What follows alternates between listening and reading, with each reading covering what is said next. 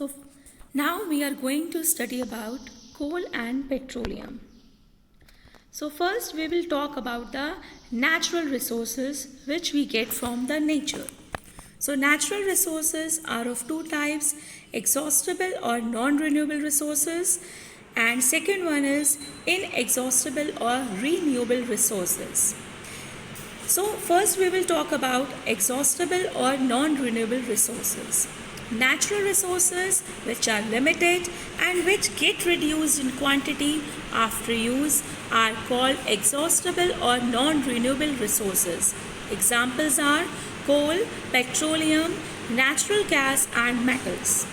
On the other hand, resources which are available in plenty in nature and can be renewed are called inexhaustible or renewable resources.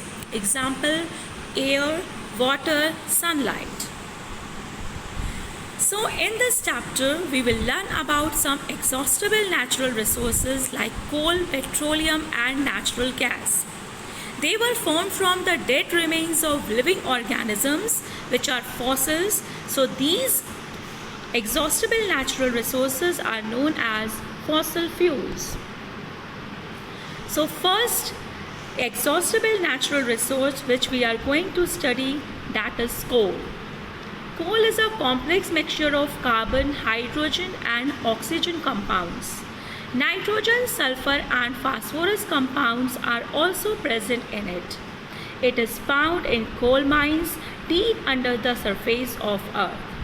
Coal is a black colored fossil fuel which is extracted from the ground, and it is used as a fuel for the following purposes: to cook food, to produce steam to run the engine in the earlier days, in thermal power stations to produce electricity. It is also used as fuel in various industries. Now we are going to study how the formation of coal occurs in nature. So it is believed that millions of years ago, the ground below the forest was split open by natural forces such as earthquakes and volcanoes. The forest got buried under the surface of Earth, thus the plant had no contact with oxygen. Successive layers of sediments sealed the buried plants. Over millions of years, these deposits were subjected to tremendous pressure and heat, finally transformed them into coal. As coal contains mainly carbon, the slow process of conversion of dead organism into coal is called carbonization. Now we are going to study about the different varieties of coal. So first one is peat. It is the youngest variety of coal which is light brown in color. It contains minimum carbon content and produces less heat and more smoke on burning. Its calorific value is only 10 to 15 kilojoule per gram. Now the second variety of coal is lignite, which is also known as soft coal. It is brown in color and it contains more carbon content than peat. Its calorific value is 15 to 20 kilojoule per gram. The next is bituminous coal. It is a common household coal which we use in our houses as a fuel. It is most abundant found and it is compact, black and contains more carbon and produces more heat than peat and lignite. So its calorific value is 30 to 35 kilojoule per gram. The next variety of coal is the anthracite coal. It is the hardest coal containing maximum carbon. It burns with difficulty due to presence of very low volatile matter. Therefore, it is not used for household purposes. It is mainly used for industrial purposes and its calorific value is 28 to 30 kilojoule per gram. Now, the next topic is destructive distillation of coal. So what is destructive distillation? The process of heating coal in the absence of air is called the destructive distillation of coal. Coal contains a number of elements such as carbon, hydrogen, oxygen, nitrogen and sulfur. So when it is heated in the absence of air, a number of products are formed. The main products obtained by the destructive distillation of coal are coke, coal tar and coal gas. Now we are going to study the uses of different products of coal.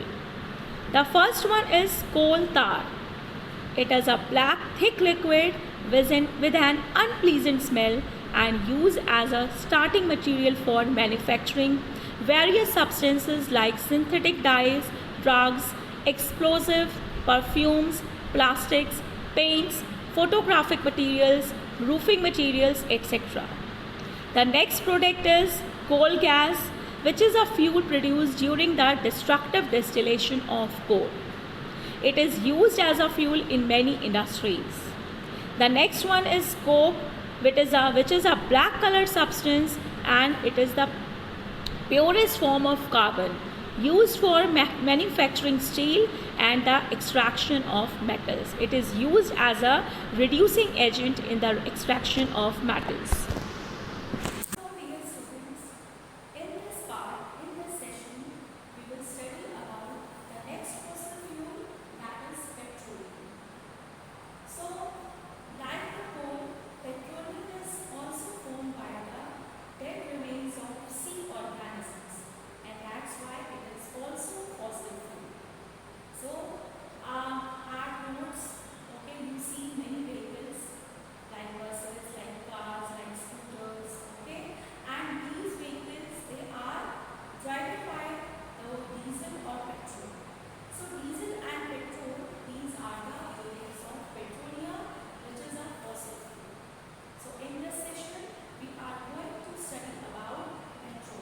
Next fossil fuel which we are going to study, that is petroleum.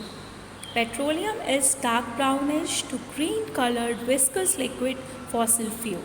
It has strong foul smell due to the presence of sulfur containing compounds in it. It is commonly called as crude oil. The economy of a nation depends to a great extent on petroleum wealth. That's why petroleum is called black gold. Petroleum is a complex mixture of solid, liquid and gaseous hydrocarbons mixed with salt water and earthy particles. It is always found trapped between two impervious rocks.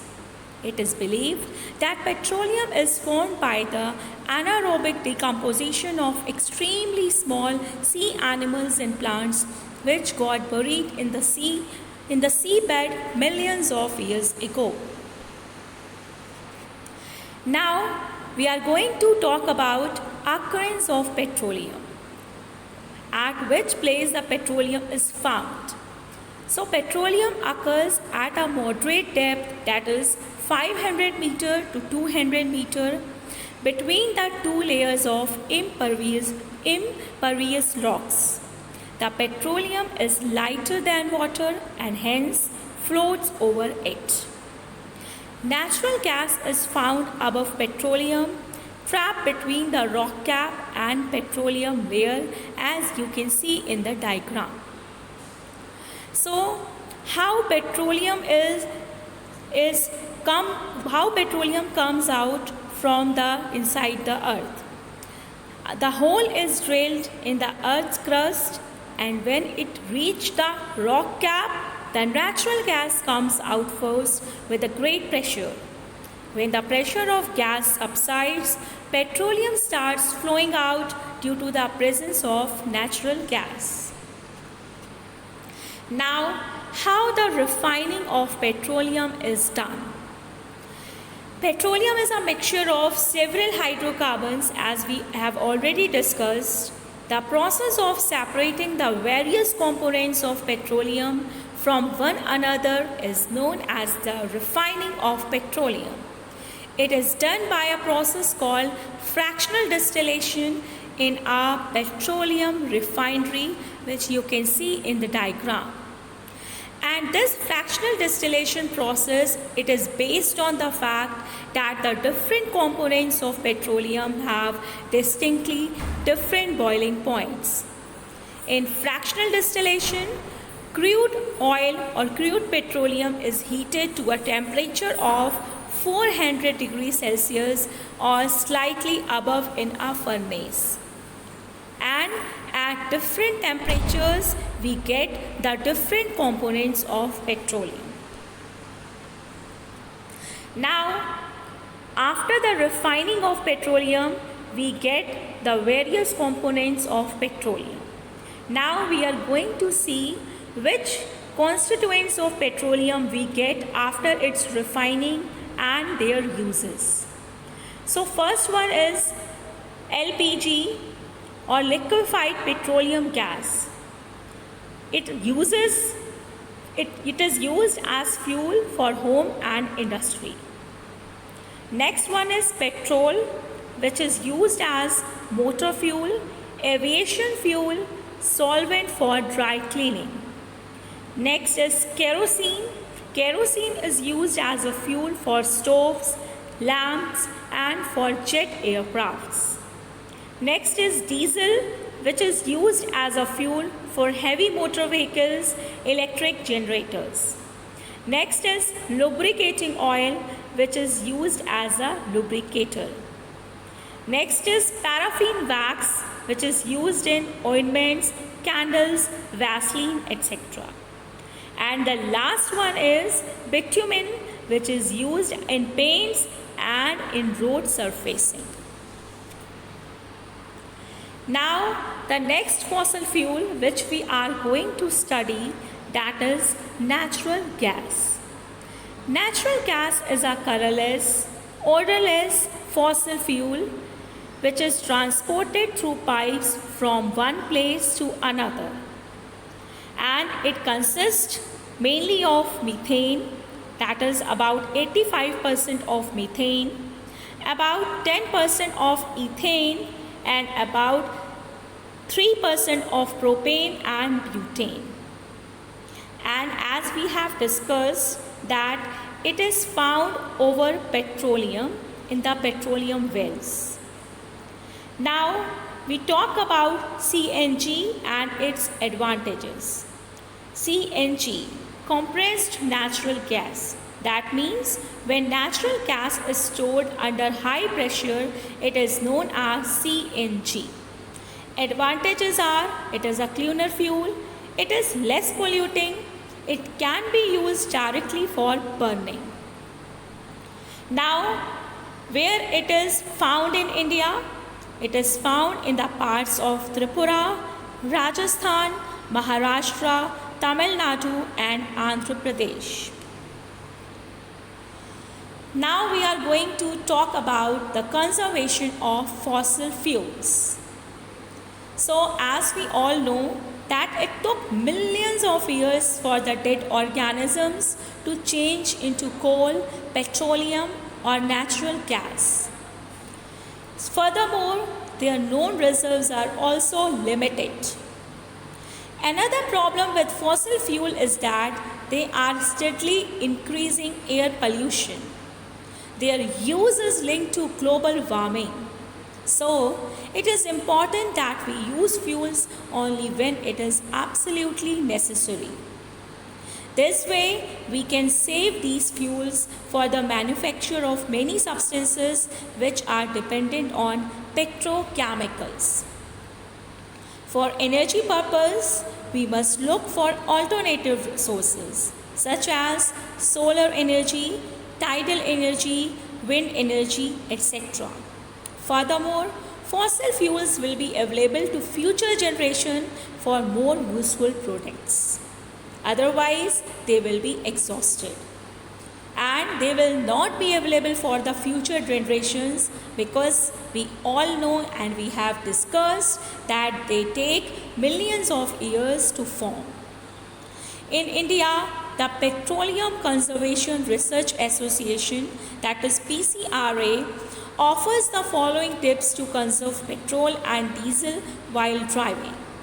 First, Drive at constant and moderate speed as far as possible. Driving at a high speed or slow speed wastes a lot of fuel. Switch off engine if you have to wait at traffic lights for any other reason or for any other reason. Third, check the tire pressure regularly. Low pressure or too high pressure waste fuel. Next, make sure that you send your vehicle to garage for regular maintenance. That is, servicing is very important. So these are the ways, okay, we can follow and we can conserve our precious fossil fuels. So my dear students, that's all for this chapter. Hope you all have understood this chapter well, and thank you so much.